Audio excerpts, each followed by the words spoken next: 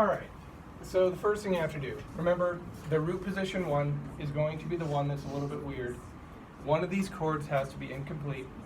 You can either make the 5 chord incomplete or the 1 chord incomplete, doesn't matter. If you make the 1 chord incomplete, you gotta triple the root.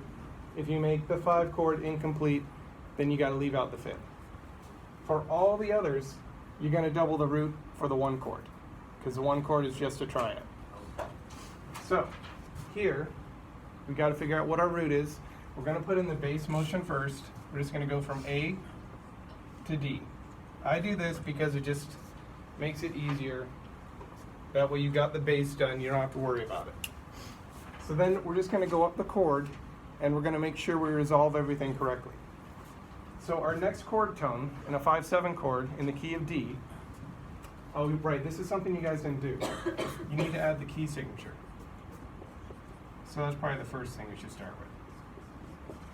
Since these are all in the key of D, you only need to add the key signature for the first part of the line. So here, just write E flat, G, or B. You don't need to do it in each individual column. I'll assume it's the entire way down. But make sure you get the key signature, at least for the first one. So now, the next chord member is a C sharp. So I'm going to go ahead and just put my C sharp in here. And the C sharp happens to be the leading tone. So I know that I have to resolve the leading tone. So I'm just going to do that now. I'm not even thinking about the spelling of the next chord. I don't have to. I know the leading tone has to go up by step to this D here. So I've already got 2 of my chord members figured out for both chords. So the next thing I do, go up to your next chord member. You've got an E. That's not a tendency tone. Doesn't have to resolve anyway. So I'm just going to put my E here. And I'm going to make it resolve down to D because I know I want a tripled root, and that makes the most sense. You don't want to have any skipping. You want to move everything by step as much as possible. The only thing that'll skip is the bass. So then I only have 1 chord member left, and that's the G. So I put my G in, and this just happens to be the 7th, so I know my 7th has to go down. That F sharp.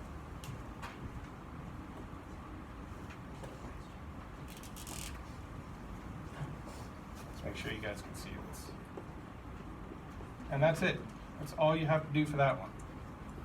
Now when you do these, I want you to write this little line in between the notes to indicate the 7th and the leading tone. It's not that you're going to get it wrong if you don't do that, but I want to see that you are looking for the leading tone each time. Okay? Any questions on that? So then for minor, all you do is you change the key signature. So the key signature is going to have 1 flat for D minor, and you just make sure you make that leading tone, you raise it. I'd say about half of you didn't raise the leading tone. So you get it wrong if you didn't do that. All right, so I'm going to go back, get rid of that, leave our key signature here. Okay, so the next one, got a 6/5 chord. So that means the 3rd has to be in the bass. So again, I'm going to fill up my bass. Oops. Put the C sharp in the bass. It's going to resolve to 1, because that's my next chord. This also happens to be the leading tone. A lot of you ended up doubling this, maybe because you didn't realize the leading tone was in the bass. I'm not exactly sure why, but make sure you don't ever double the leading tone. It causes issues. If you double the leading tone, 1 of 2 things is going to happen.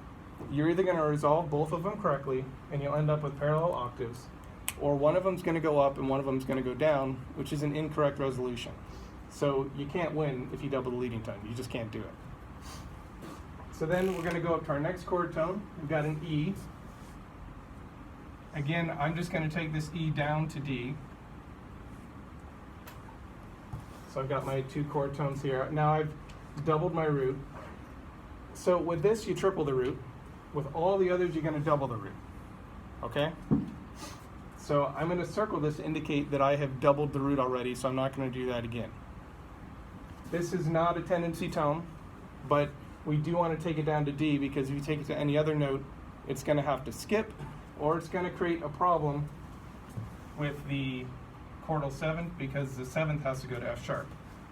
So I'm actually going to turn this into the alto. All right, so then the next tone is our chordal 7th. It's a G. So I'm going to put a little line here, write a 7 to indicate that's the chordal 7th. And we're going to go down to my F sharp. So now I've just got to go back and get my root.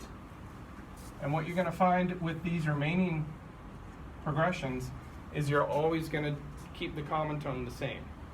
Okay?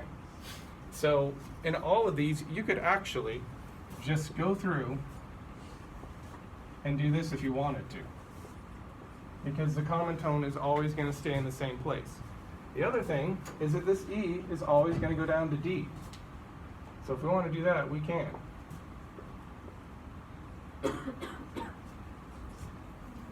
So now all you have to do is figure out what the 5th of your 5 chord is in D. Just put it in there, and then resolve it to 1. And this is actually a mistake then, because I wasn't thinking. Don't want to have parallel octaves, so I'm going to get rid of that. We've already got our E to D in the bass. Keep the A the same. Actually, we're going to do something with that too. So we've got our E. Now we need to put in our chordal 7th. Just put it up here. You can put it in any voice you want. Doesn't really matter. Just indicate that's the 7th. All we have to do now is fill in which chord tone. The leading tone, right? And make sure you write LT to indicate that's the leading tone. Okay? All right, so for the last one, we're going to put the G in the bass because we've got to have the 7th in the bass. That's the chordal 7th, so I've got to make sure I resolve it down. There we go. So now we've resolved our 7th. The only chord tone we're missing is what? Right here, our leading tone, right? So in this case, I'm going to go ahead and put, actually probably going to just make this the soprano voice, and I'm going to put my leading tone here. And then we'll double that. So we've got a doubled root there, doubled root here, doubled root there, and tripled root here. And that's all you have to do. So these are really easy. So what we're going to start doing is I'm going to assign you something short, like I'll give you 4 measures of chord progressions to complete in class, and then the very next day I'll turn them back to you like I did today. If about half of you or even a third of you are getting it wrong, then we'll do more exercises on it until we get it right. Because this is probably one of the most important chord progressions. You're going to see this all the time. That 5-to-1 chord progression, authentic cadences are really important. So you need to know how to resolve this one. If nothing else, you've got to get this right now. So tomorrow I'm actually going to do the 7, the leading tone chord to 1, and then next week we'll work on some of the other cadences you have done.